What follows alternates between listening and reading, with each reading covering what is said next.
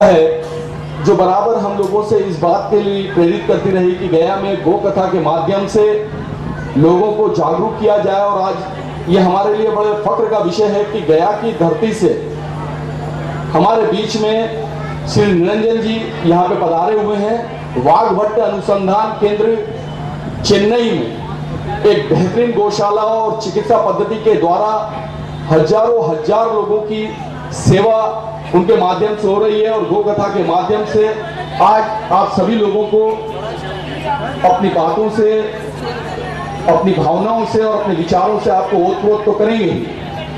तो दोस्तों, गावो विश्वस्य मातरः, इस चराचर जगत की माता, विश्व की माता गाय है। और ये बड़ी खुशी का विषय है कि आज इस पंडाल में हम लोग उनके मुखारबिंद का प्रवचन तो सुनेंगे ही, फिर भी मैं महाभारत के उस वाक्य से जो वेद व्यास जी ने उल्लेख किया था कि गोविस्तुत्यम न पश्यामि धर्म किंचिद्याच्युत, इस संसार में गायों के समान दूसरा कोई धन नहीं समझता।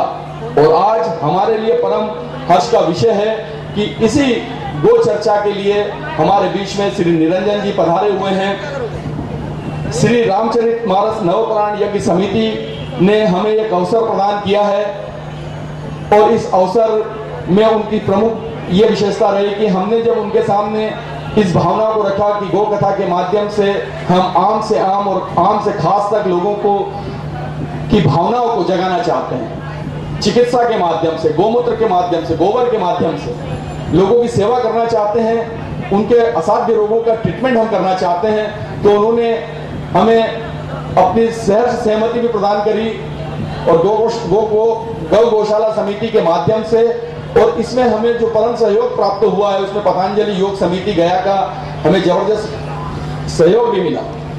तो दोस्तों, मैं इन शब्दों के साथ कि या लक्ष्मी सर्वभूतानां या च देवेषु संस्थिता धेनु रूपेण सा देवी मम शांति प्रयच्छतु, जो समस्त प्राणियों में तत्परः वास्तविक लक्ष्मी है और जो सभी देवी देवताओं में हविष्य रूप में स्थित है, वह धेनु रूपा देवी मुझे सुख शांति प्रदान करे।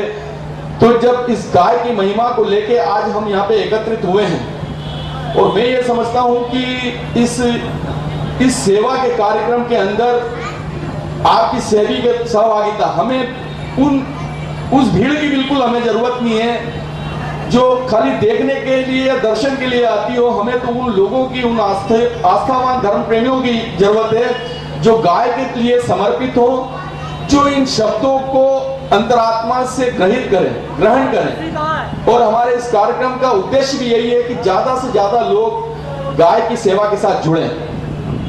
तो दोस्तों,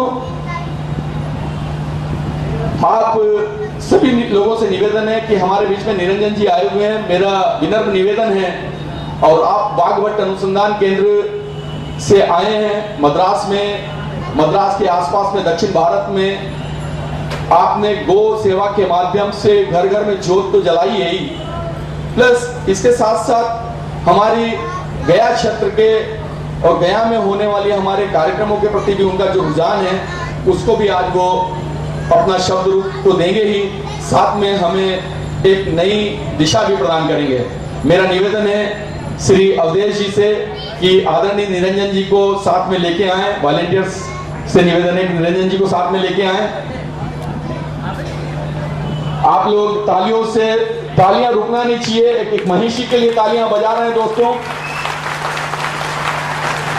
तालियां जब तक नहीं रुकना चाहिए जब तक कि आसन नहीं ग्रहण कर ले। उनको ये मालूम पड़ जाना चाहिए कि गया की जनता उनको कितना प्यार करती है, उनको कितना चाहती है।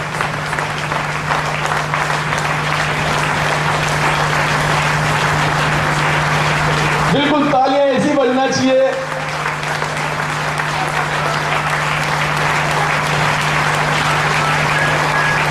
मेरा निवेदन है कि आप आसन ग्रहण करें।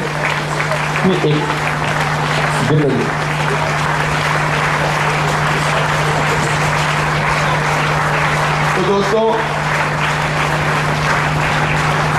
अब श्री मनीषी जी, निरंजन जी का आदेश हुआ है कि दीप प्रज्वलन के बाद मैं आसन ग्रहण करूंगा। और दीप प्रज्वलन के लिए मेरा निवेदन है कि हमारे बीच में कुछ हमारे बहुत ही वरिष्ठ लोग पधारे हुए हैं, पतंजलि योग शिविर से भी पधारे हुए हैं। श्री अविनाश जी, डॉक्टर वागेंद्र कुमार जी आर्य, श्री शंभू सिंघानिया जी, श्री महेंद्र कुमार जी मोर, मेरा निवेदन है कि कृपया स्टेज पर आएं। शंभू सिंघानिया जी, आप हाथ हिलाएं नहीं, कृपया इस धर्म प्रेमी कार्यक्रम में आप संपूर्ण समर्पित रूप से आएं। वागेंद्र कुमार जी, डॉक्टर वागेंद्र कुमार जी, आर्य समाज मानपुर के प्रधान हैं आप, और जन सेवा के प्रति इनका समर्पण बड़ा सराहनीय रहा है। महेंद्र कुमार जी मोर, श्री अविनाश जी, श्री दीपिका जी, हमारे बीच में एक जबरदस्त विदुषी पधारी हुई हैं, प्रीति विमर्शनी जी, मेरा उनसे निवेदन है कि कृपया मंच पर आएं और हमारे इस कार्यक्रम की शोभा बढ़ाएं।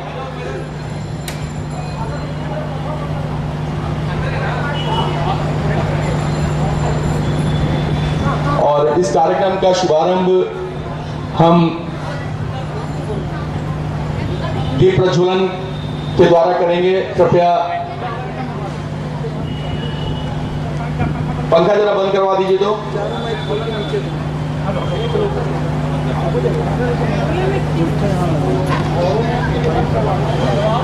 2 मिनट के लिए खाली बंद करवा दीजिए।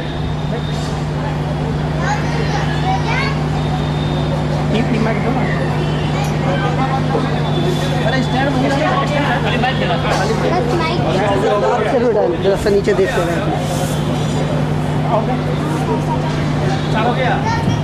साइड में आ जाओ बेटा। एक जबरदस्त खुशखबर ये भी है कि हमारे बीच में पाणिनि कन्या महाविद्यालय वाराणसी की ब्रह्मचारिणियां बच्चियां हमारे बीच में पहुंची हुई हैं, और ये सौभाग्य का विषय है कि इस नारायण की नगरी में आप लोग एक साइड में, वो आज हमारे बीच में और अपने कार्यक्रम के माध्यम से हमारी अंतरात्मा की महर्षि पाणिनि के व्याकरण के अष्टाध्याय के 4000 सूत्र इन लोगों को कंठस्थ है, इन बच्चियों को। इसके साथ आप बहुत जबरदस्त तालियां बजा सकते हैं। इन बच्चियों के स्वागत में तालियां बजा सकते हैं कि ये कला, ये प्रतिभा आपके इस नारायण नगरी के अंदर आज प्रकट हुई है।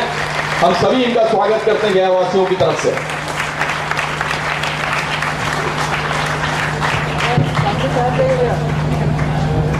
दीप प्रज्वलन के लिए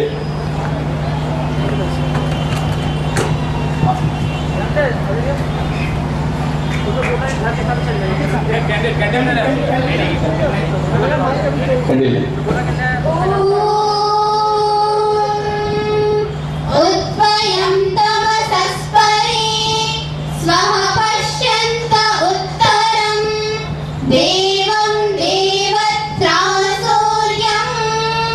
अगन्मज्योतिरुत्तमम्। उत्पयं तमसस्परे स्वः पश्यन्त उत्तरं देवं देवत्रासूर्यम्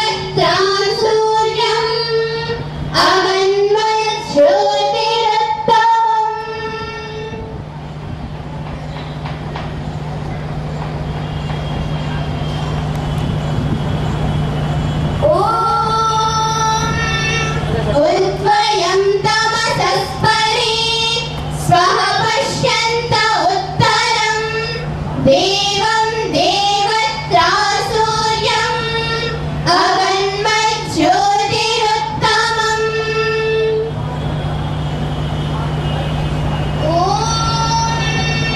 उत्वयं तमसस्परे स्वः पश्यन्त उत्तरं देवं देवत्रासूर्यम्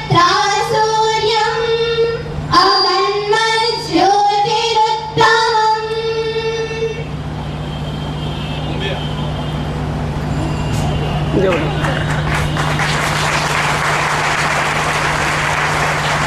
पीछे से देखते हुए, ठीक से बेटा पीछे देखते हुए।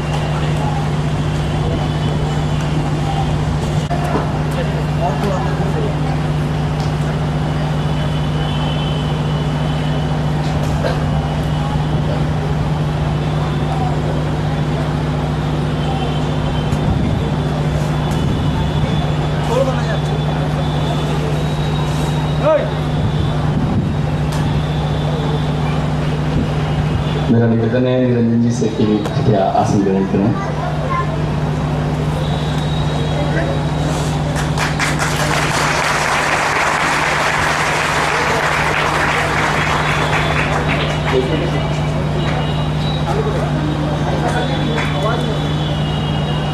ये गया शहर की परंपरा रही है, गया ही नहीं हमारे विष्णु नगरी का ये सौभाग्य रहा है कि महर्षियों, मनीषियों, तपस्वियों की इस जगह पर बराबर हम लोगों को उन लोगों के दर्शन होते रहे हैं और ये हमारा सौभाग्य भी रहा है कि हम लोग उनसे कुछ सीखते भी रहें। और आज ये मौका है कि इस शुभ अवसर पर हम गया वासियों की तरफ से, आप सभी लोगों के तरफ से इनका अभिवादन करें, स्वागत करें। तो मेरा सर्वप्रथम निवेदन है श्री ओम प्रकाश जी केजरीवाल से कि वे आके श्री निरंजन जी का स्वागत करें माला से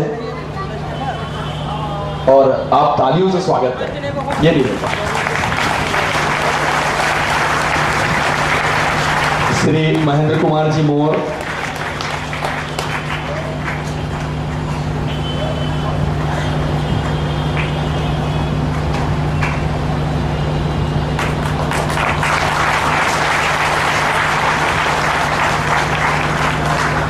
हमारे आचार्य पाणिका महाविद्यालय वाराणसी से प्रीति विमर्शनी जी उनका स्वागत करेंगी, वाराणसी से आई हैं।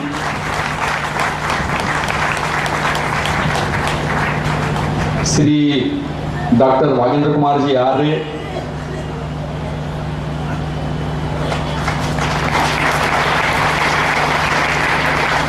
और आप सब लोगों को उस महिला से भी मैं मिलवा देना चाहता हूं, उसे स्वागत करवाना चाहता हूं जिसकी पृष्ठभूमि में हम लोगों की एक बहू है, एक बेटी है। मेरी प्रियंका मोर से निवेदन है कि कृपया वो मंच के ऊपर आए और निरंजन जी का स्वागत करें। आप तालियों से स्वागत करना न भूलें।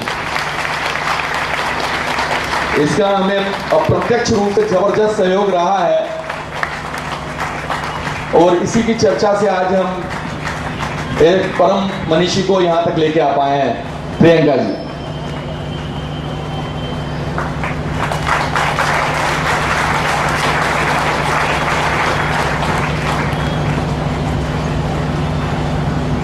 और मेरा निवेदन है, हाँ, और अवधेश जी आप नहीं आ पाएंगे। सुनील,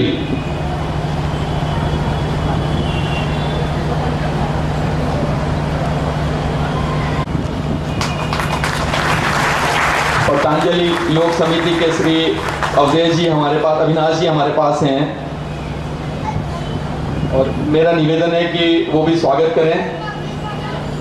और आप लोगों को सबको जान के बहुत हर्ष होगा इस बात को लेकर कि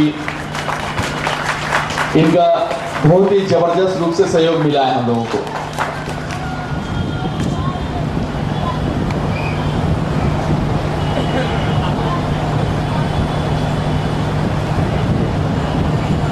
न दानम न तपोनेज्य न शोचम न वर्तानि च प्रीतिये लीलिये भक्तिया हरिनंद वंदना।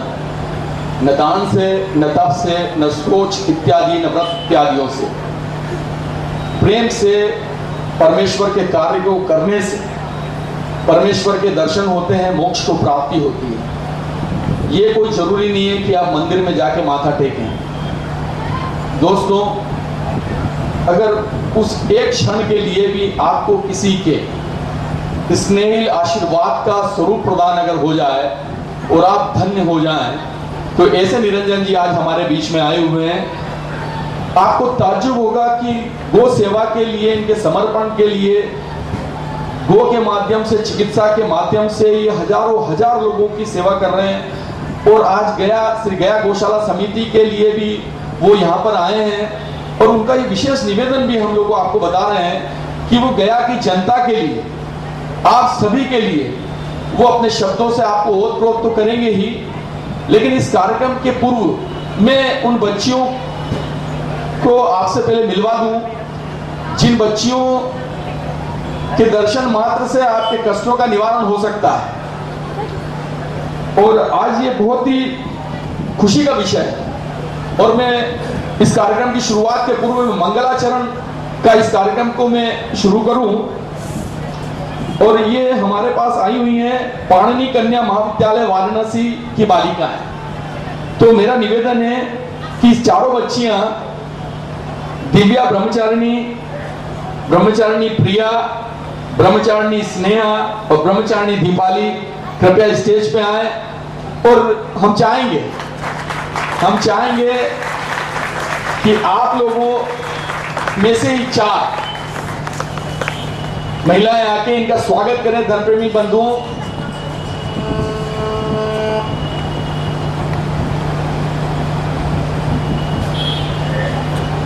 मैं श्री अविनाश जी से मेरा अनुरोध है कि आप कृपया दीपाली जी को यहाँ पे भिजवाएं।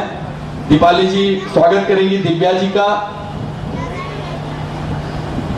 इस पूरे कार्यक्रम में पतंजलि योग समिति का हमें जो सहयोग मिला है और उनके वॉलेंटियर्स, उनके प्रभारी हमारे बीच में हैं और बिल्कुल निर्विकार भाव से वो लगे हुए हैं।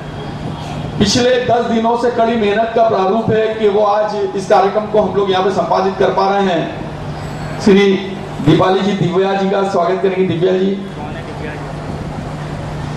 और तालियों से आप स्वागत करिए। दयमंती जी, मेरा निवेदन है कि हमारी ब्रह्मचारिणी जी प्रिया जी का आप अभिवादन करेंगी।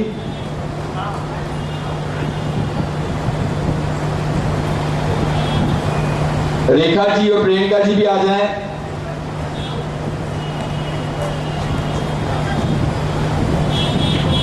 प्रियंका,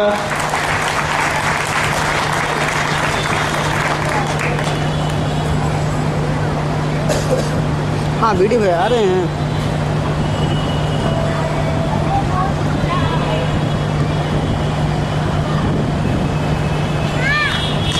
अच्छा, गाड़ी रहेगी ना सामने?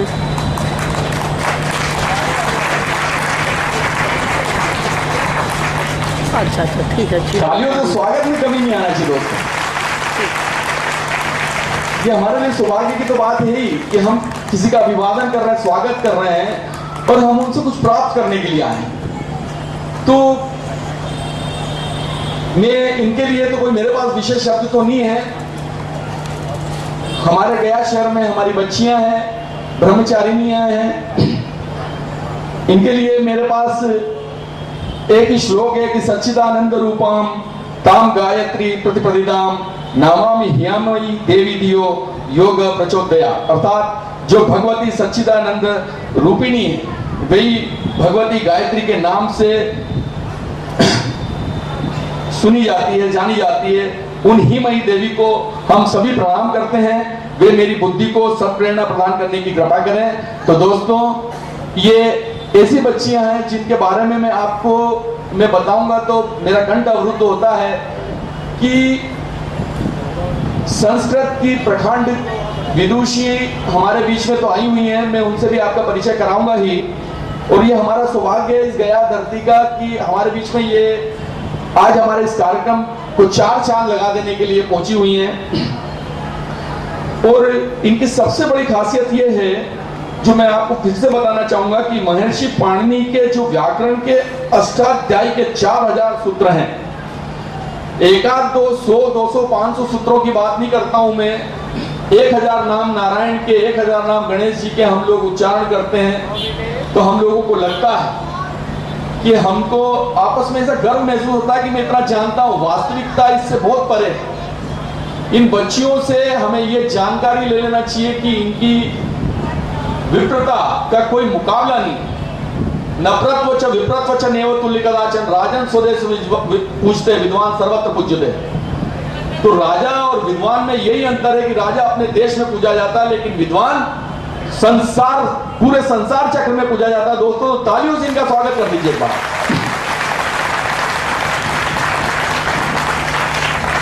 और मेरा निवेदन है, हमारे बीच में आई हुई हैं लब्ध प्रतिष्ठित व्याकरण एवं वेदादि शास्त्रों के निष्णात विदुषी प्रीति विमर्शनी आचार्य पाणिनि कथा महाविद्यालय वाराणसी की मेरा निवेदन है कि कृपया मंच पर आएं।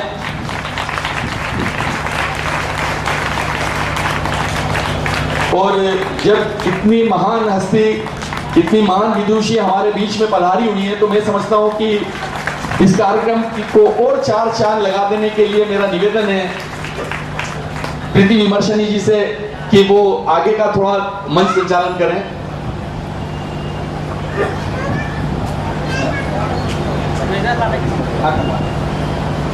और मेरा निवेदन है कि प्रियंका तुम आओ ऊपर स्टेज के ऊपर, और विनोद भैया मेरा निवेदन है कि आप भी आए। विनोद जसराजपुरिया जी, हमारे रामचरितमानस नवपारायण यज्ञ समिति के तत्वाधान में जिस कार्यक्रम का हम संचालन कर रहे हैं, ये विनोद जी जसराजपुरिया जी हैं। आप जरा तालियों से इनका स्वागत कर लीजिए। आज इनका स्वागत करेंगे हमारे विनोद जी जसराजपुरिया जी हैं, और प्रियंका जी मोर।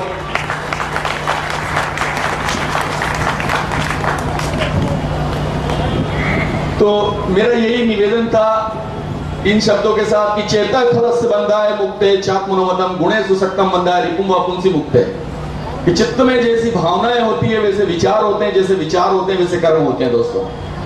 और आज एक सत्कर्म के प्रेरणा के साथ हम यहाँ पे उपस्थित हैं, इस मंच के ऊपर आए हुए हैं और आप इसको श्रवण करने के लिए पधारे हुए हैं। और इस कार्यक्रम की गरिमा और इस कार्यक्रम के 4 चांद लगा देने की प्रेरणा आप लोगों के बगैर उपस्थिति के संभव नहीं हो सकती है दोस्तों। तो आगे के इस कार्यक्रम को मेरा निवेदन है विदुषी श्री प्रीति विमर्शनी जी से कि वो बच्चियों के माध्यम से आगे के कार्यक्रम को थोड़ा सा प्रस्तुत करें।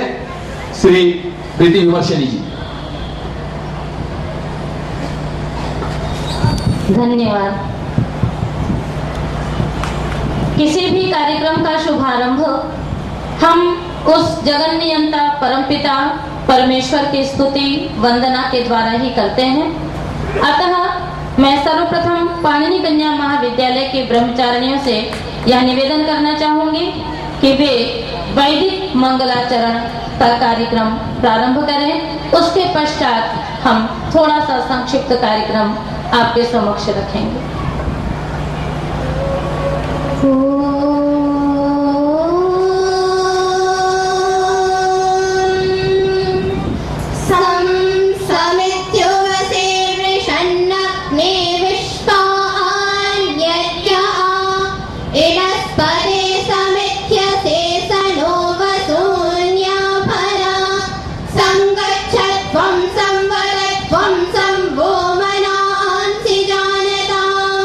देवा भावय्यथा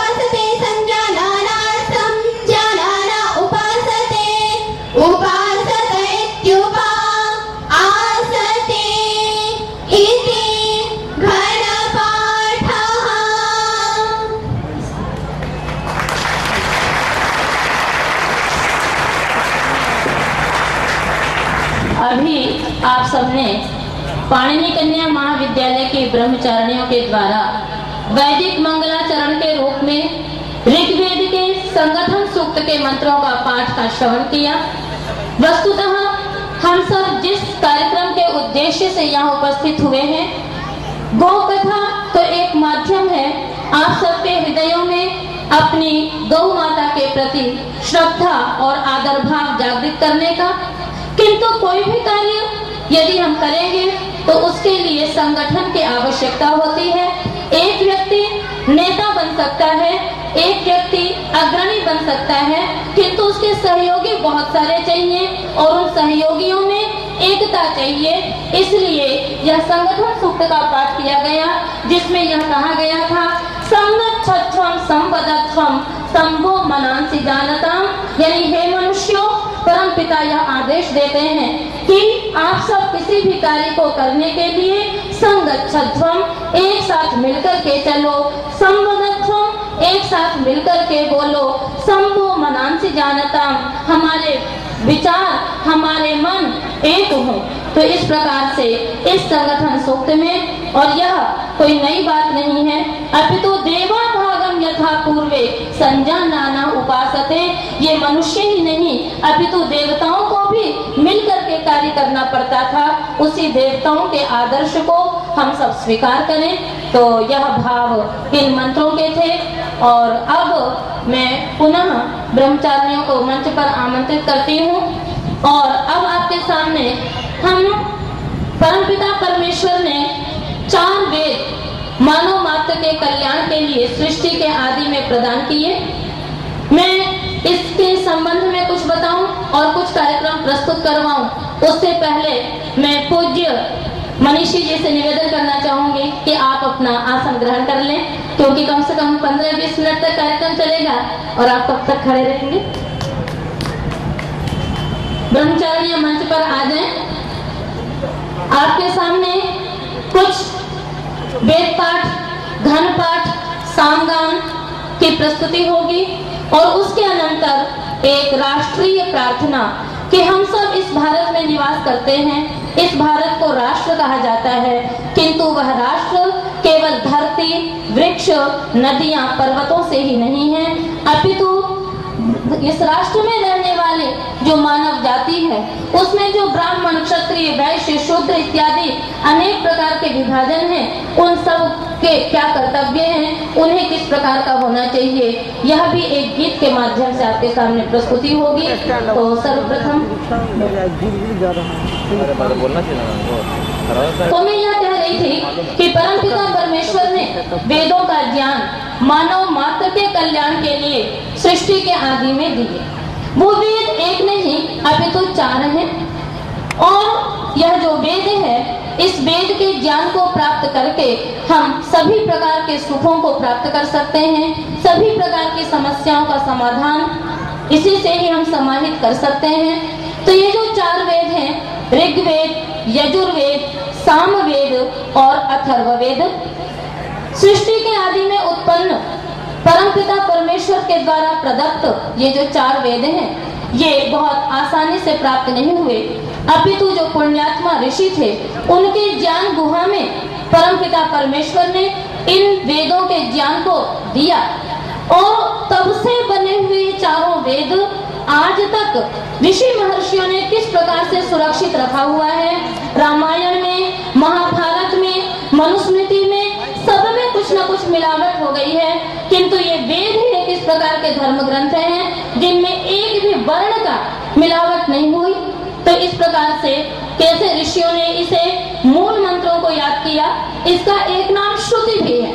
सृष्टि के आदि काल में न पेन थे, न ही कापियां थी, न ही कलम थी, न स्याही थी, न दवात थी। तो किस प्रकार से वेदों को सुरक्षित रखा, तो कर्ण परंपरा, श्रवण की परंपरा से इसे सुरक्षित रखा गया और इसके एक मंत्र के अनेक विकृति पाठ करके इनकी सुरक्षा की गई है। तो नमूने के लिए वैसे ये कन्याएं 4 वेदों के घंटों आपको पाठ सुना सकती हैं, किंतु नमूने के लिए 2-2 मिनट का ऋग्वेद का, यजुर्वेद का, फिर सामवेद के मंत्रों का गायन होता है, वो सामवेद, उसके बाद अथर्ववेद की प्रस्तुति करेंगी। आप जहाँ से भी आप आए हुए हैं, चेन्नई से, आपसे मेरी बात हो रही थी, आपने वेद पाठ सुना हुआ है और वहाँ पर दक्षिण में तो बहुत ही ज्यादा इन चीजों का प्रचलन है, तो आप भी श्रवण करेंगे कि इन कन्याओं ने कैसे दाक्षिणात्य शैली से वेद मंत्रों को कंठस्थ किया हुआ है।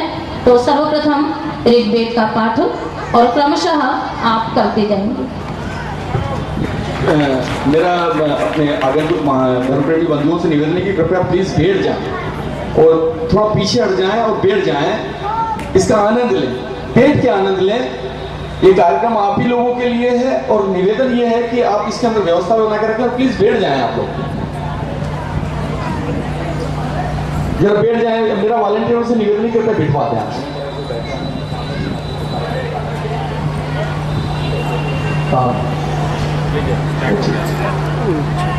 शुरू करें।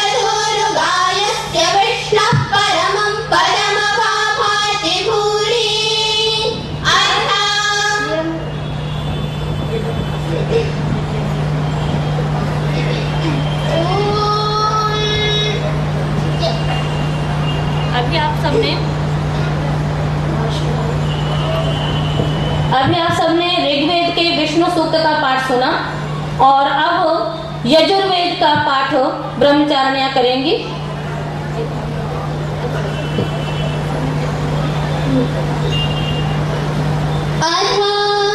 यजुर्वेदीयः पाठः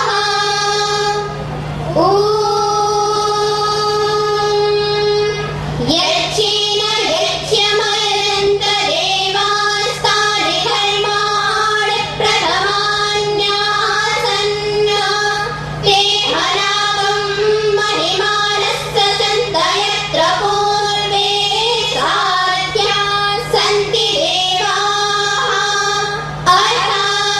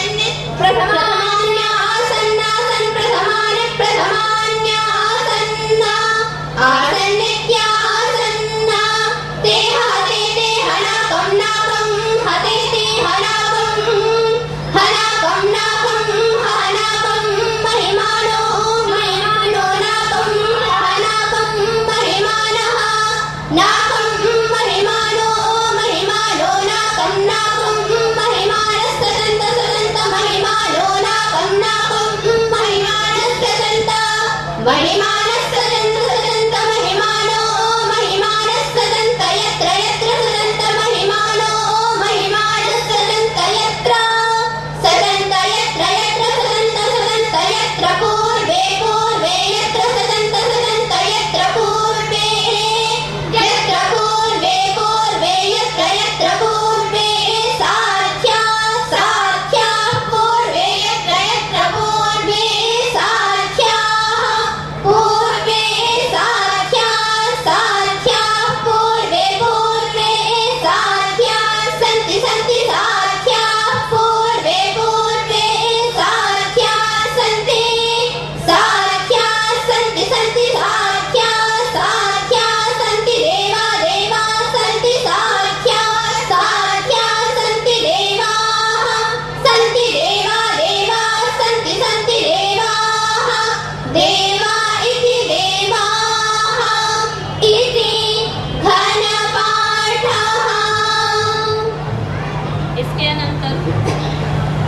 इसके अनंतर सामवेद, ऋग्वेद के जो मंत्र हैं उन्हीं मंत्रों का जब गान किया जाता है तो गीतिषु सामाख्या, उसी को ही साम कहा जाता है। और भगवान श्री कृष्ण को सामवेद सबसे अधिक पसंद था।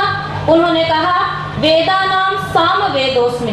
तो इन सामवेद के मंत्रों का गान पाणिनि कन्या महाविद्यालय की ब्रह्मचारिणियां बहुत नमूने के रूप में 1 मिनट की प्रस्तुति देंगी।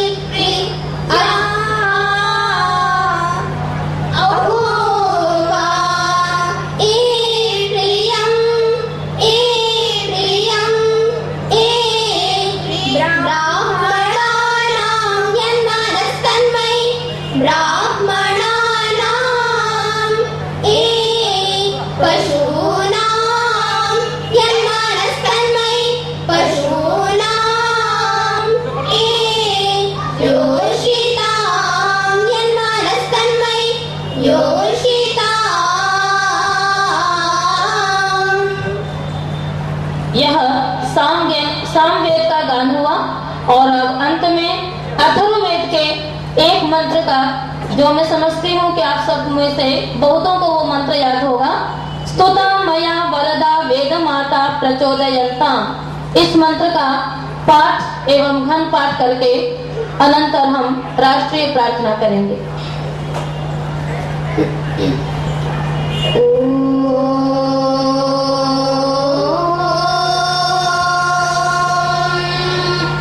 स्तुता मया वरदा वेद माता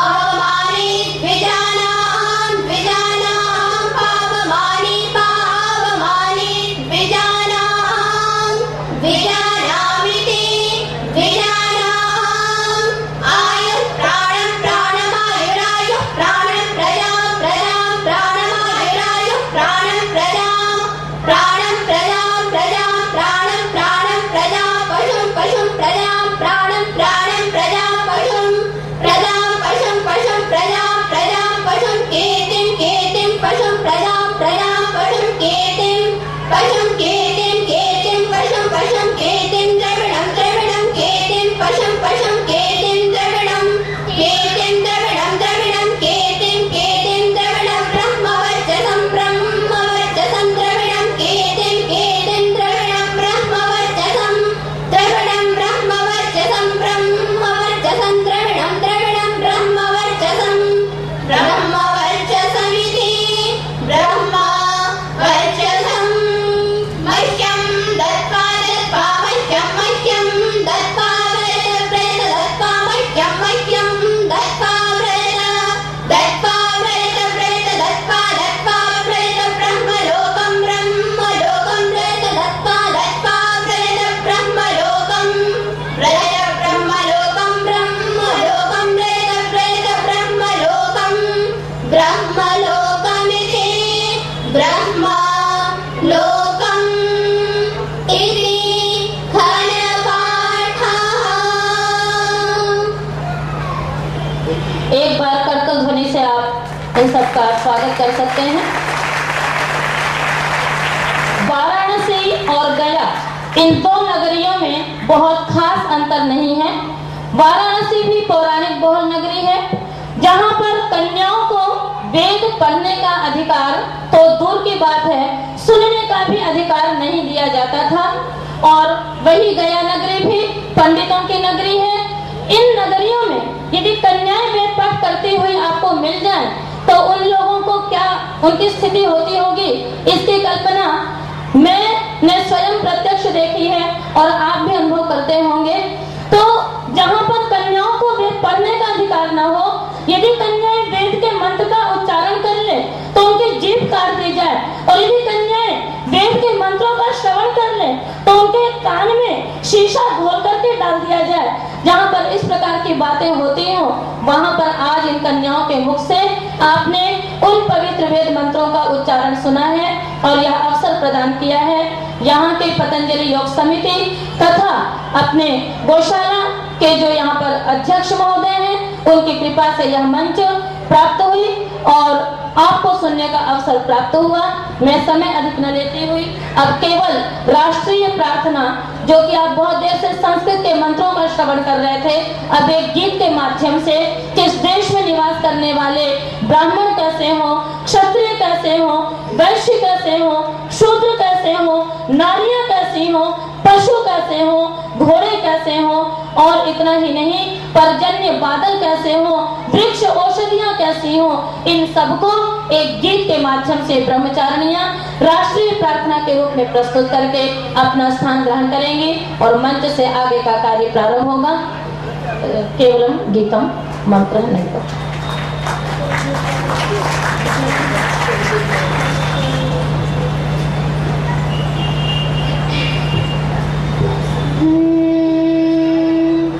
ब्रह्मन् सराश में हो विज ब्रह्म तेज धारे, क्षत्रिय महारथी हो अरगल विनाशकारी। पूर्वे दुधारू गौवे पशु अश्व आशु वारी,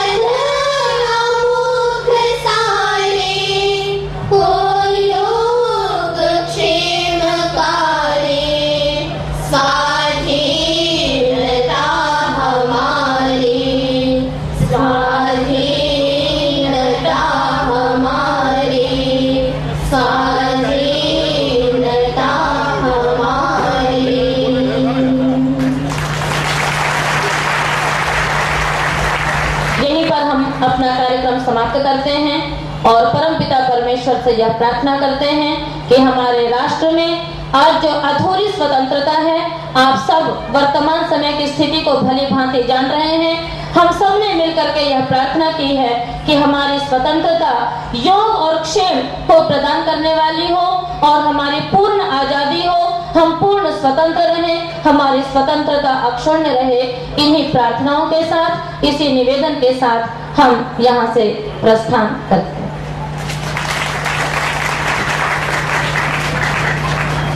इस स्वस्वार्थ पाठन के लिए आप सभी बच्चियों का धन्यवाद। दोस्तों, आपने फिल्मों में फिल्मी अंताक्षरी देखी होगी, लेकिन आपको अगर ये जान के आप स्तब्ध रह जाइएगा कि संस्कृत के सूत्रों के माध्यम से अंताक्षरी खेलने वाली ये बच्चियां, इसके लिए एक बार जोरदार तालियां बजा दीजिएगा।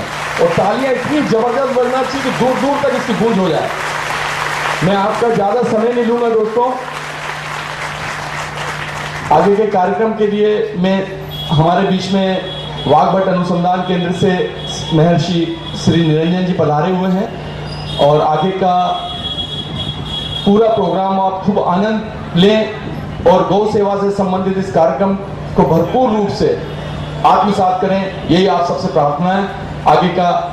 आगे मैं श्री निरंजन जी से निवेदन करूंगा कि आप हमारी गया की जनता को आशीर्वाद प्रदान करें।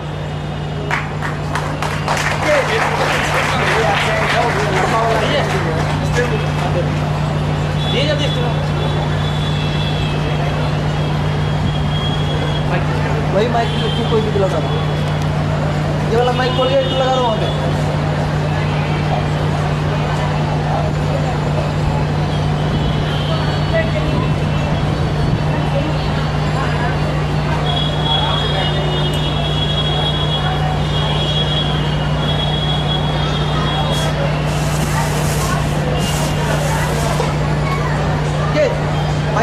माइक चेंज करो, ये वाला लगा।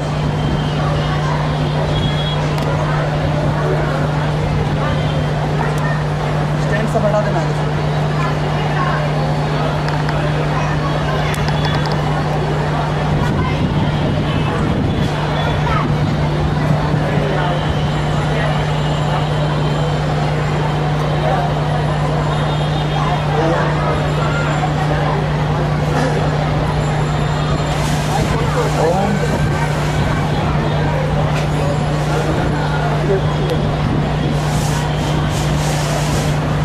ओम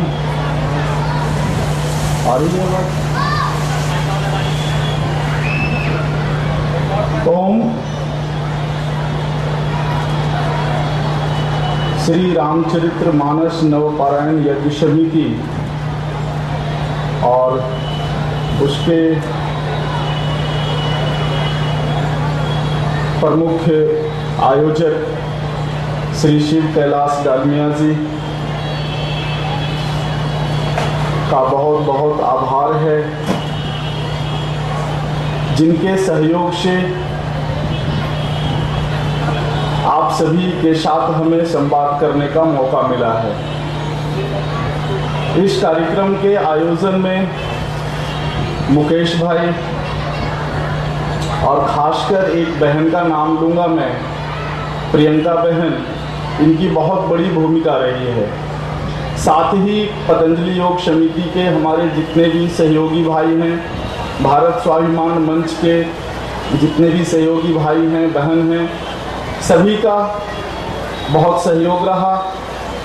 उनके सहयोग का ही आज फल है कि आपके साथ हमें संवाद करने का मौका मिल रहा है।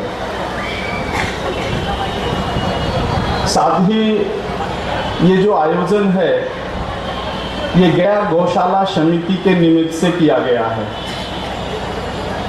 समिति के अध्यक्ष श्री शिवराम जी डालमिया, इनका भी बहुत बहुत मैं आभार प्रकट करना चाहूँगा। इन सभी के मन में गाय जो सदियों से हमारे देश में माँ के रूप में स्थापित रही है, इनके प्रति जो श्रद्धा है, इसे भी मैं नमन करता हूँ। आज से कोई 2 माह पहले जब मैं गया में आया था, मैं आपको एक बात और बता दूं कि गया हमारा पैतृक गांव है। मैं आप सभी के बीच का ही निवासी हूं। पिछले कोई 25 वर्ष से मैं दक्षिण भारत में हूं और वहां गाय से संबंधित कुछ काम में लगा हुआ हूं। 2 महीने पहले जब मैं यहां आया था तो पतंजलि समिति, योग समिति और भारत स्वाभिमान के साथियों ने हमें बुलाया और उनकी इच्छा थी कि हम जिस कार्य में जुड़े हुए हैं उसके संबंध में कुछ उनसे बात करें।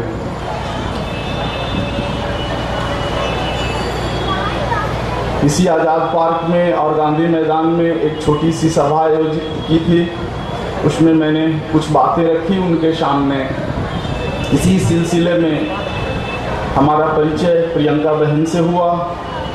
उनके मन में गाय, जिसे हम माँ के रूप में सदियों से देखते आए हैं, एक बहुत बड़ी आस्था थी।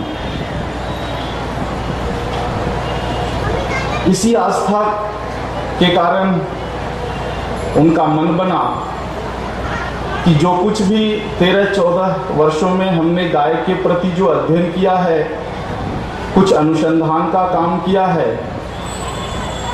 इससे आप लोगों को परिचय कराऊं।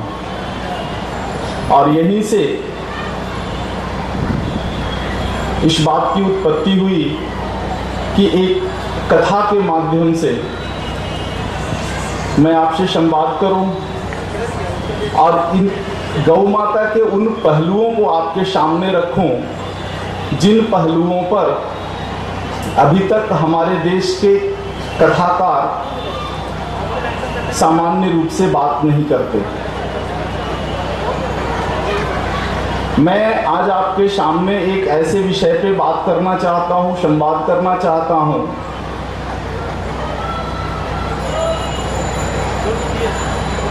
जो भारत में अंग्रेजों के आने के पहले पूर्ण रूप से स्थापित था।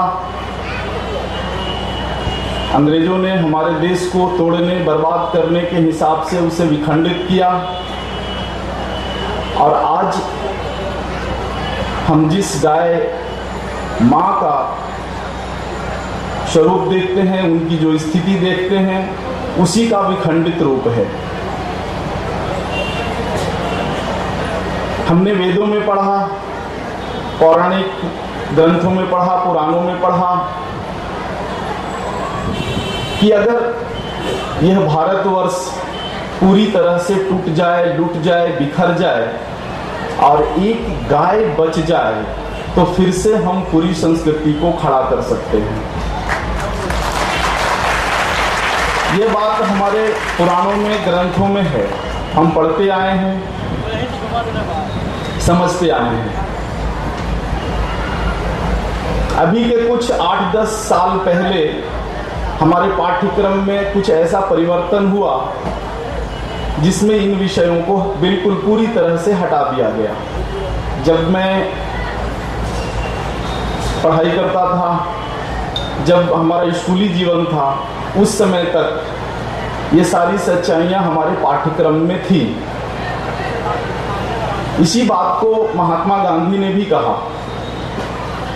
महात्मा गांधी से एक बार एक अंग्रेज पत्रकार ने पूछा कि गांधी जी, आप एक बात बताओ, एक तरफ भारत की स्वतंत्रता और दूसरी तरफ गाय को रख दी जाए, तब इसमें से आपके पास अगर ये ऑप्शन दिया जाए कि दोनों में से कोई एक चुनना है, या तो आप भारत की स्वतंत्रता ले लो या फिर गाय को बचा लो, इसमें से आप किसको मांगोगे? महात्मा गांधी जी ने बिना सोचे समझे, 1 मिनट बिना समय गवाए हुए उन्होंने कहा कि हमें गाय चाहिए।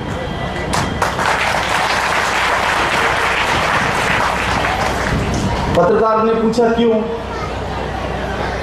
आप तो कई वर्षों से, आप और आपके जो सहयोगी हैं पूरे भारतवर्ष के, ये भारत की स्वतंत्रता की लड़ाई लड़ रहे हैं, और जब कुछ मांगने की बात आई तब आप गाय मांगते हैं। तब उन्होंने सहजता पूर्वक जो बात कही वो बिल्कुल 1,00,000% की बात है कि अगर मैं गाय बचा लिया तो भारत की स्वतंत्रता तो आ ही जाएगी।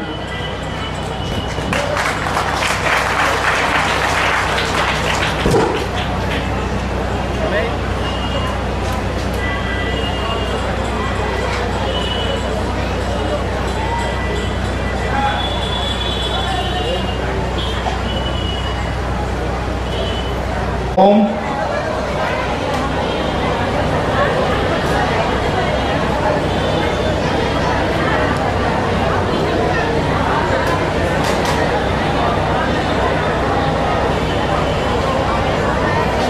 हमने अपनी सुविधा के हिसाब से जो कुछ भी 12-14 वर्षों में गाय के संबंध में जो अनुभव हमने प्राप्त किया है, इसे 3 खंडों में बांटते हुए आपके समक्ष रखना चाहूँगा। आज का जो खंड है उसमें मानता हूँ कि भारत में जो इतिहास है, गायों का इतिहास है, जो हमारी धारणा में है अभी तक बसा हुआ, इस विषय पे आपसे बात करूँगा। सतयुग से लेकर और आज तक इस देश में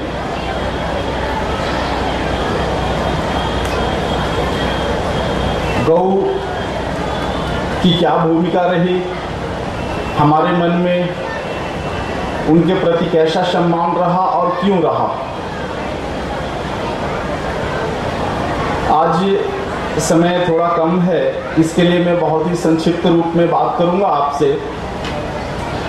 सतयुग से लेकर आज तक की अगर बात करें तो ये बहुत ही लंबा विषय होगा, इसलिए मैं संक्षिप्त में आज बात करूंगा। कल यह कार्यक्रम 4:30 बजे शुरू हो जाएगा और 6:30 बजे तक 2 घंटे के दौरान गाय से संबंधित जो विज्ञान मैंने देखा, समझा और पिछले 13-14 वर्षों में जो मैंने अनुभव किया है, इसे आपके समक्ष रखने का प्रयास करूंगा। परसों शनिवार को फिर से 4:30 बजे से लेकर 6:30 बजे तक आपके समक्ष रहूंगा मैं, और उस दिन एक नए विषय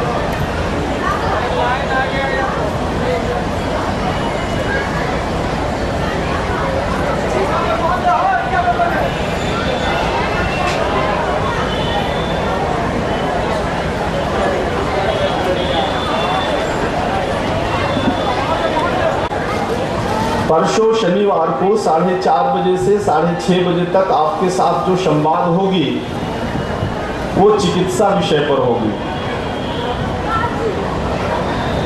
मेरा जो एक निजी अनुभव है, इस आधार पर मेरे मन में एक धारणा है जिसे हम गौ माता कहते हैं, गाय माता कहते हैं। इसमें एक संपूर्ण चिकित्सा महाविद्यालय है। कैसे और इस पर हम कैसे अभ्यास कर सकते हैं, ये मुख्य विषय होगा शनिवार का। तो इस तरह से अपनी सुविधा के हिसाब से आपसे जो मुझे संवाद करना है, इसे हमने 3 खंडों में तोड़ा है। आज ऐतिहासिक पृष्ठभूमि, कल गाय एक संपूर्ण विषय के रूप में, और अंतिम शनिवार को चिकित्सा के रूप में। उस दिन मैं आप सभी से जितनी भी गंभीर समस्याएं हैं, शरीर से जुड़ा हुआ, मन से जुड़ा हुआ, इन सभी विषयों पर सामान्य रूप से बात करूंगा।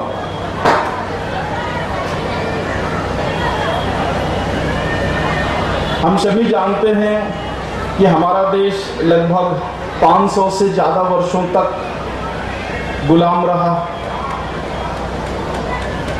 गुलामी के 3 चरण हैं। पहला चरण जिसमें हमारा देश मुगलों के अधीन रहा, दूसरा चरण जिसमें हमारा देश अंग्रेजों का गुलाम रहा, और तीसरा चरण जो अभी गुलामी का दौर है। अभी आपके समक्ष हमारी ब्रह्मचारिणी बहनों ने जो बात रखी कि आधी अधूरी आज़ादी जो हमें मिली है, इससे भी हमें मुक्ति पाना है। इसी विषय को मैंने इस तरह से रखा, मुगलों का अधीन भारत, अंग्रेजों का अधीन भारत और अब काले अंग्रेजों का अधीन भारत। इसमें से मैं मुगलों के अधीन भारत के हिस्से को आज हटा देता हूं आज अपने संवाद से, क्योंकि समय उतना नहीं है और इस संबंध में कुछ बहुत खास कहने योग्य भी बात नहीं है। थोड़ी सी ऐतिहासिक पृष्ठभूमि सतयुग, त्रेता, द्वापर और अभी कलयुग से लेकर और अंग्रेजों के भारत की बात करूंगा। जब अंग्रेज हमारे देश में आए तो उनकी मंशा पहले लूटने की थी। उन्होंने इस देश को अच्छी तरह से लूटा और इतना लूटा जिसकी कल्पना हम आज नहीं कर सकते, लेकिन एक उदाहरण आपके समक्ष में प्रस्तुत कर सकता हूं। उदाहरण है केरल के तिरुवनंतपुरम का एक मंदिर, पद्मनाभा मंदिर, जिसकी चर्चा आपने समाचार पत्रों में पढ़ी होगी। एक मंदिर का पट द्वार खुला तो कितना सोना, चांदी, हीरा, जवाहरात सारे कुछ मिले और पूरे भारत में जितने भी मंदिर, पौराणिक मंदिर आप देखते हैं, सारे मंदिर इसी तरह से समृद्ध थे।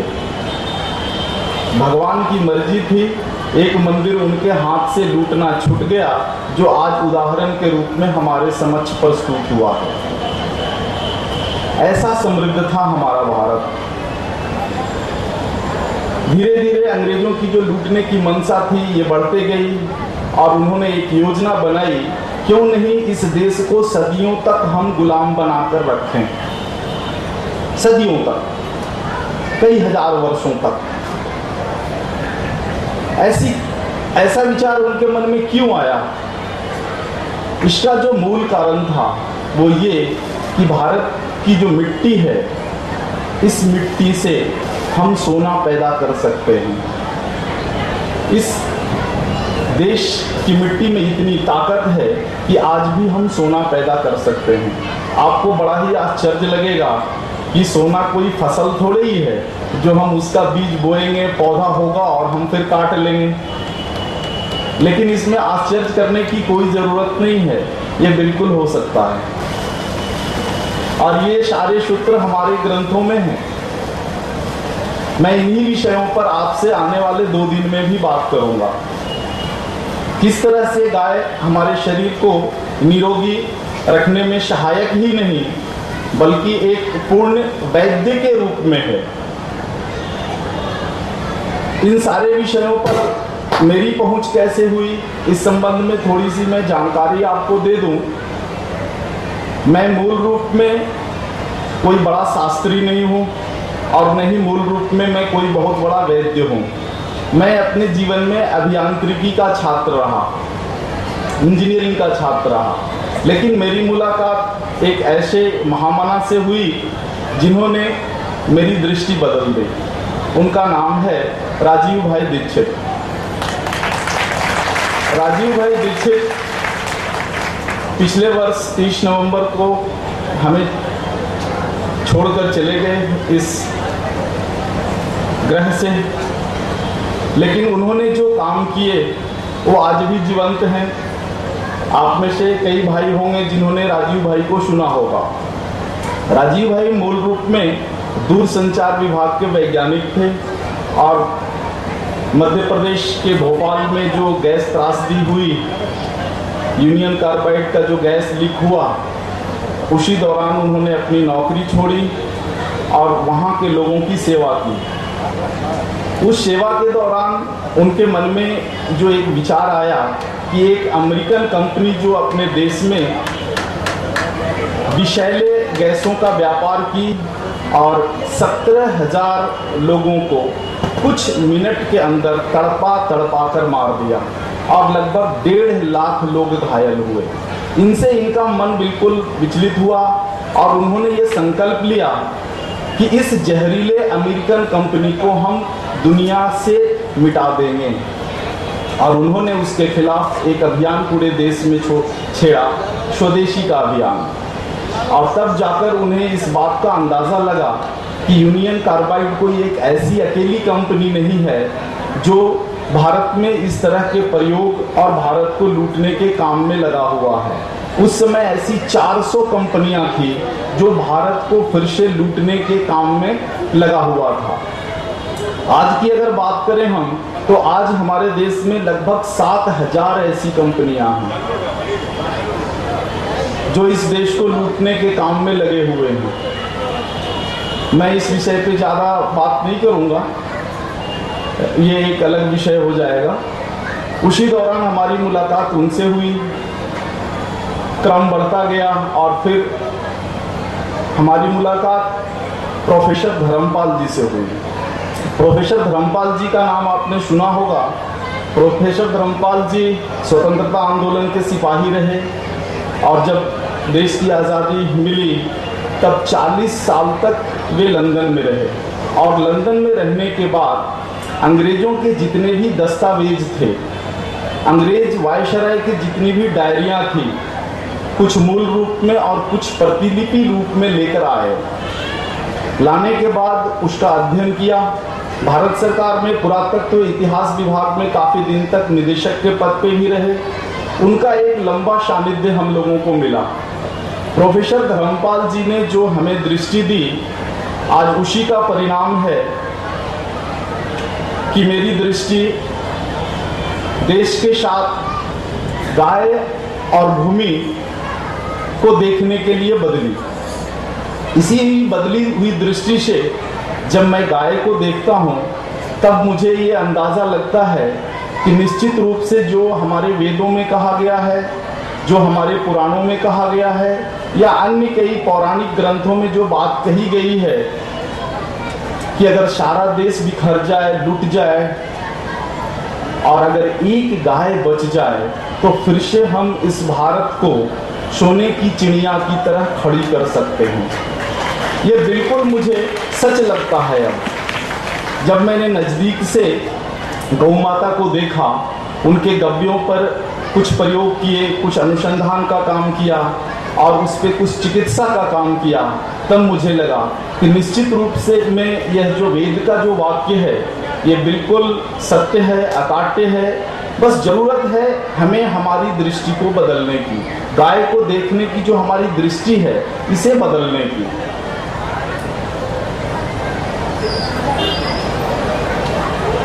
मैं बात कर रहा था अंग्रेजों की कि अंग्रेज लूटे इस देश को और इसके बाद जो उन्होंने आगे योजना बनाई कि कुछ ऐसा किया जाए जिससे यह देश सदियों तक गुलाम रहे। इसके लिए लंदन से एक बड़े अधिकारी को अंग्रेजों ने यहाँ भेजा इस देश में, भारत में।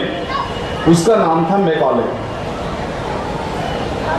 मैकॉले इस देश में आया लगभग 1835 में और पूरे देश में उत्तर से लेकर दक्षिण तक, पूरब से पश्चिम तक लगभग सभी क्षेत्रों का गहन अध्ययन किया, गहन दौरा किया। 17 वर्ष तक वह अंग्रेज अधिकारी हमारे देश में घूमता रहा।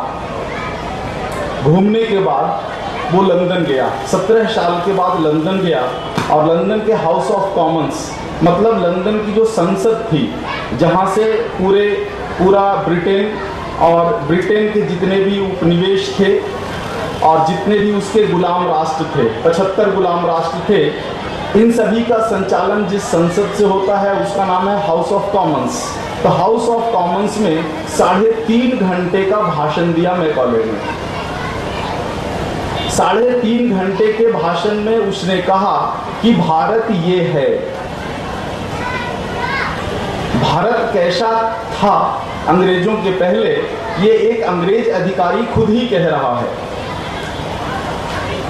और इसके सारे दस्तावेज प्रोफेसर धर्मपाल जी लेकर के आए और उसका हम लोगों ने बहुत गहन अध्ययन किया। अध्ययन करने के बाद ही हमारी दृष्टि बदली और हमने सारा कुछ काम छोड़कर इस गाय के शोध के काम में अपना जीवन लगाया। और हमारे साथ लगभग पूरे देश में 100 से अधिक ऐसे भाई हैं जो विभिन्न क्षेत्रों में इस काम में लगे हुए हैं। एक बार प्रोफेसर धर्मपाल जी ने कहा, राजीव तुम अकेले कुछ नहीं कर सकते, इस देश का जितना विनाश हुआ है, जितनी संस्कृतियां बर्बाद हुई है, जितनी परंपराएं हमारी खत्म हुई है, इनके बारे में अगर प्रचार करना है तो तुम अकेले नहीं कर सकोगे, इसके लिए मुझे 100 राजीव दीक्षित चाहिए। तब राजीव भाई ने सहजतापूर्वक कही, ये तो मैं कहाँ से लाऊं, कहाँ से बनाऊं, फिर भी एक काम करता हूं, जो हमारे कुछ सहयोगी रहे हैं इनको मैं बुलाता हूं आपके पास, इसमें से चुन लो आप। तब राजीव भाई ने गांधी जी के घर पे, महात्मा गांधी का जो सेवा ग्राम में जो घर है गांधी बापू कुटी, उसमें एक सभा बुलाई और उसमें से मैं भी एक व्यक्ति था। तब प्रोफेसर धर्मपाल जी ने अपने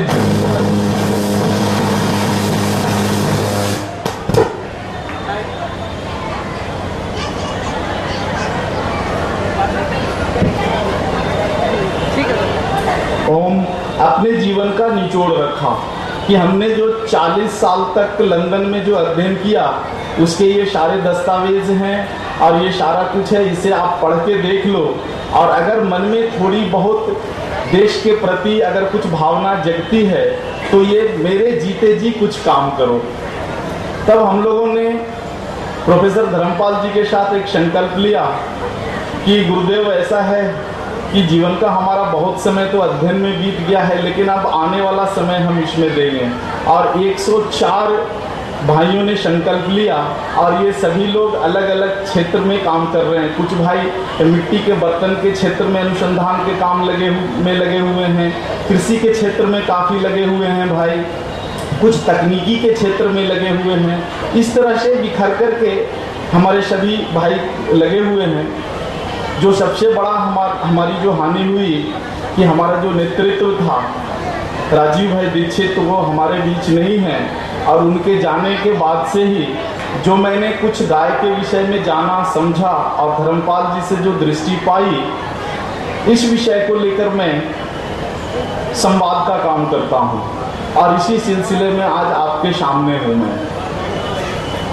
मैं अपने जीवन का 2 दिन का जो समय है वो एक समाचार पत्र के संपादन में लगाता हूँ, जिससे मेरा व्यक्तिगत खर्च और मेरे परिवार का व्यक्तिगत खर्च चलता है। शेष जो समय है 4 दिन, इसमें से मैं 3 दिन गाय से संबंधित और गव्य से संबंधित कुछ शोध अनुसंधान पे करता हूँ, 1 दिन निःशुल्क चिकित्सा का काम करता हूँ और 1 दिन 1.5 दिन में कह लेता हूँ, क्योंकि शनिवार को शाम में और रविवार को, ये 2 दिन में तमिलनाडु, आंध्र प्रदेश, कर्नाटक और केरल के गांवों में घूमकर गाय के संबंध में लोगों से संवाद करता हूँ, जैसे आज आपके साथ कर रहा हूँ।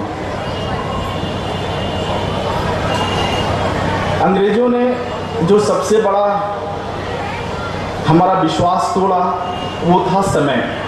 मैं एक बात और भूल गया आपके सामने ये रखना कि आखिर मैकॉले ने 3.5 घंटे के भाषण में हाउस ऑफ कॉमन्स में क्या कहा कि यह भारत कैसा था।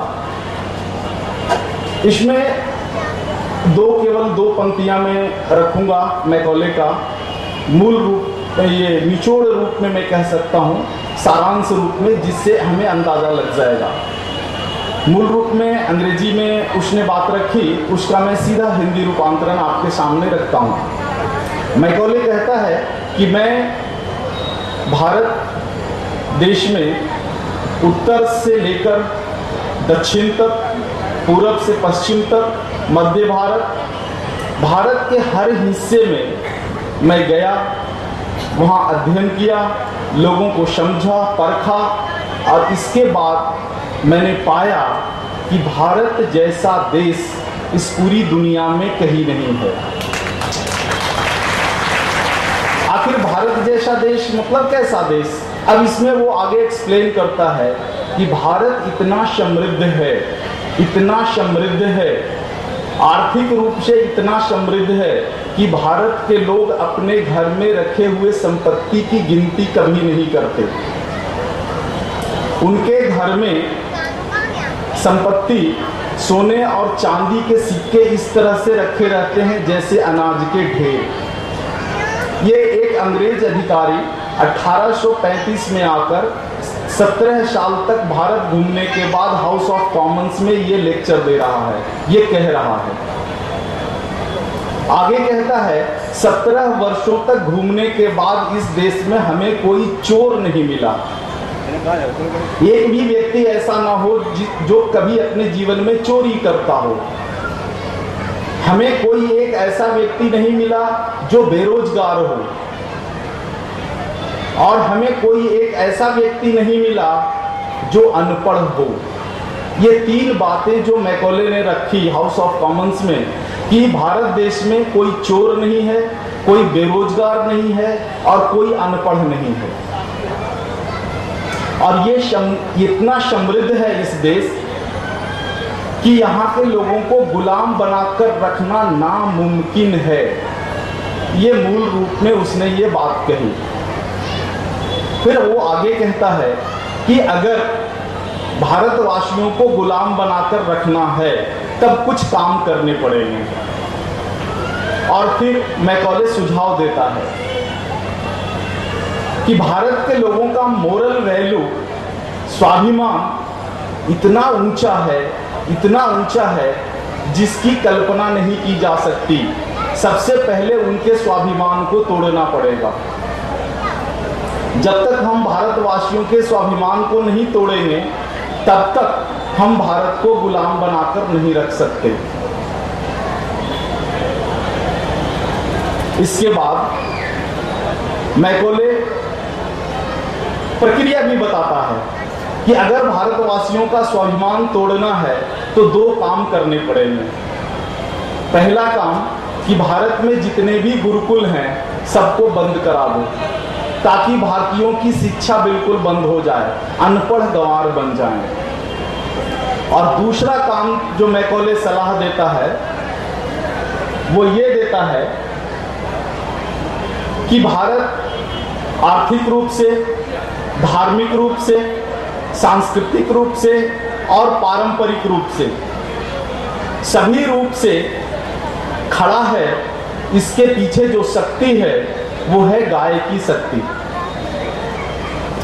इसलिए भारत से अगर ये 2 चीजों को खत्म कर दिया जाए, गुरुकुल बंद करा दिए जाएं और गायों को नष्ट कर दिया जाए, तभी हम भारत को गुलाम बना सकते हैं। सदियों तक भारतीयों को हम गुलामी में बांध कर रख सकते हैं। और इस पे फिर हाउस ऑफ कॉमन्स में एक बहुत लंबी बहस हुई। इस पे काफ़ी जो अधिकारी थे, अंग्रेज अधिकारी, उन्होंने सुझाव दिए और अंत में मैकॉले को ही कहा गया कि तुम्हारे पास सबसे ज़्यादा भारत को समझने का अनुभव है, इसके लिए तुम ही कुछ ऐसा उपाय बताओ जिससे भारत की शिक्षा व्यवस्था पूरी तरह से टूट जाए, गाय आधारित जितनी भी चीजें हैं भारत में वो सभी भी खंडित हो जाएं।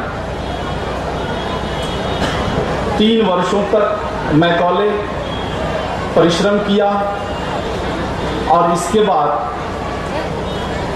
भारत में लागू करने के लिए एक शिक्षा व्यवस्था फ्रेम किया और गायों को खत्म करने के लिए एक योजना बनाई।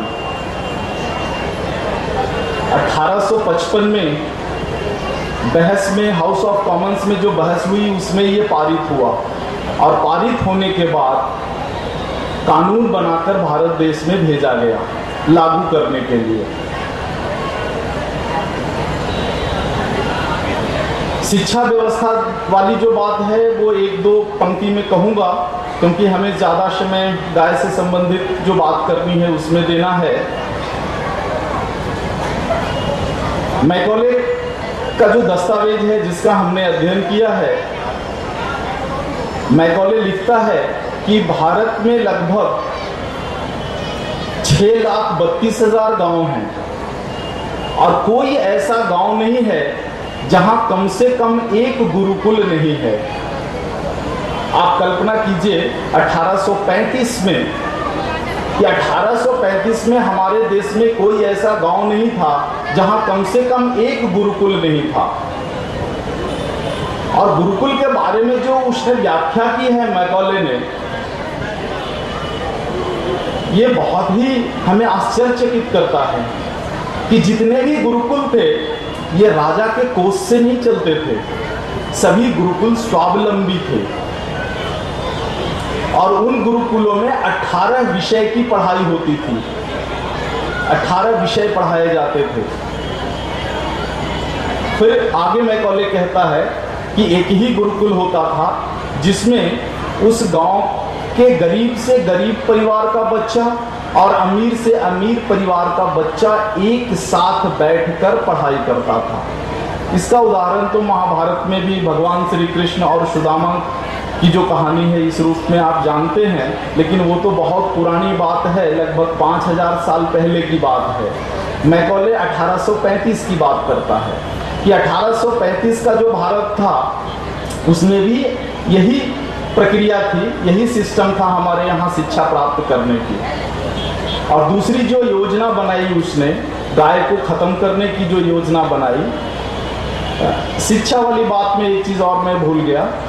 एक साथ अंग्रेजों ने एक कानून बनाया कि जितने भी गुरुकुल हैं ये सभी कहीं पंजीकृत नहीं हुआ करते थे। तो अंग्रेजों ने एक कानून बनाया कि जो भी गुरुकुल पंजीकृत नहीं है उन्हें अवैध घोषित कर दिया जाए। और एक ही कानून से, कलम के एक ही लाइन के कानून से एक साथ हमारे देश के 6,32,000 गुरुकुल बंद हो गए।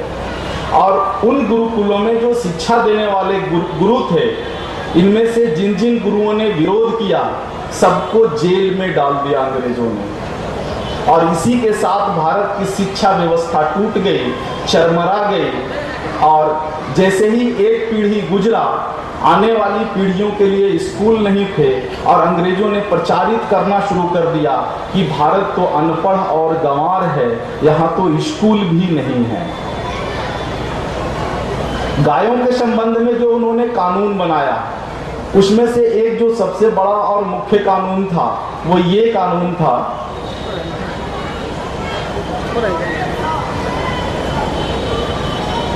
कि जो भी संपत्ति, जो भी गांव की संपत्ति है, अगर उसका कोई एक व्यक्ति मालिक नहीं है और उसकी अगर हानि होती है तो उसके खिलाफ कोई भी मुकदमा दायर नहीं हो सकता है। तो हमारे यहाँ जो प्रचलन पहले कैसे था कि हर गांव में गायें होती थी, एक एक व्यक्ति के यहाँ 10, 20, 50 और 200 गायें होती थी। आज भी आप झारखंड में अगर चले जाएं, झारखंड के जो इंटीरियर गांव हैं जंगलों में, तो वहाँ मुझे काफ़ी घूमने का मौका मिला है। आज भी मैं देखता हूँ वहाँ एक एक घर में 100, 200, 300 गायें हैं। तो आप कल्पना कीजिए कि आज के 50 साल पहले कैसी स्थिति होगी। मैं तो समझता हूँ एक एक के घर में 500,000 गायें रहती होगी वहाँ। इतना सारा कुछ विखंडित होने के बाद आज भी 150 गायें हैं घरों में। तो उस समय की तो कल्पना बिल्कुल कर ही नहीं सकते, 500,000 भी हो सकती हैं। लेकिन सबके लिए नंदी जो होता था, नंदी जिससे हम गायों का जो संवर्धन करते हैं, उनकी पीढ़ी बढ़ाते हैं, वो नंदी जो है सो सामूहिक रूप से होता था, छोड़ा हुआ होता था।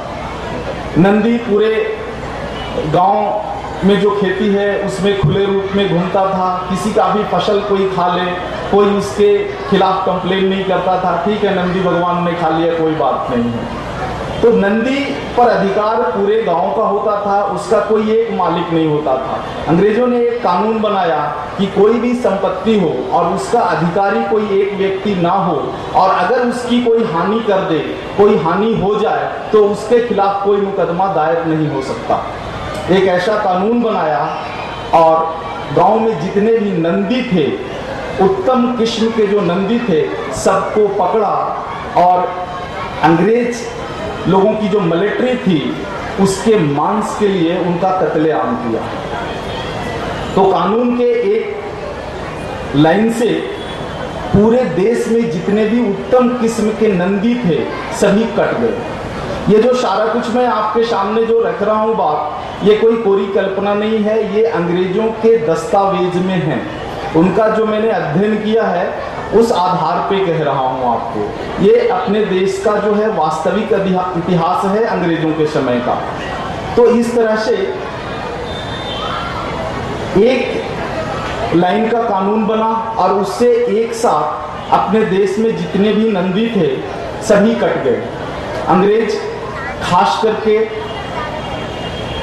अपने अधिकारियों को ऑर्डर देते थे कि कोई देश में किसी भी गांव में उत्तम किस्म का नंदी ना रहे, और धीरे धीरे देश से नंदी का सफाया होते गया और जो हमारी गायें थी उनके लिए उत्तम किस्म का नंदी उपलब्ध होना मुश्किल हो गया। उनका स्तर धीरे धीरे धीरे धीरे गिरता गया और गिरते गिरते आज जो स्थिति है वो ऐसी स्थिति है कि हमारी गायें, जिन्हें हम सदियों से माँ के रूप में देखते आए हैं, इनके थन में आधा किलो 1 किलो से ज़्यादा दूध नहीं है। इनका स्तर बिल्कुल गिरते गिरते इस स्तर पर पहुंचा है। और अब हमें लगता है कि ये जो गायें हैं हमारे देश की, जो देशी नस्ल हैं, इनमें तो दूध नहीं है, हम इनको क्यों पालें। मैं आपको एक सच्चाई से अवगत कराना चाहता हूं कि हम और आप क्या पालेंगे गाय को।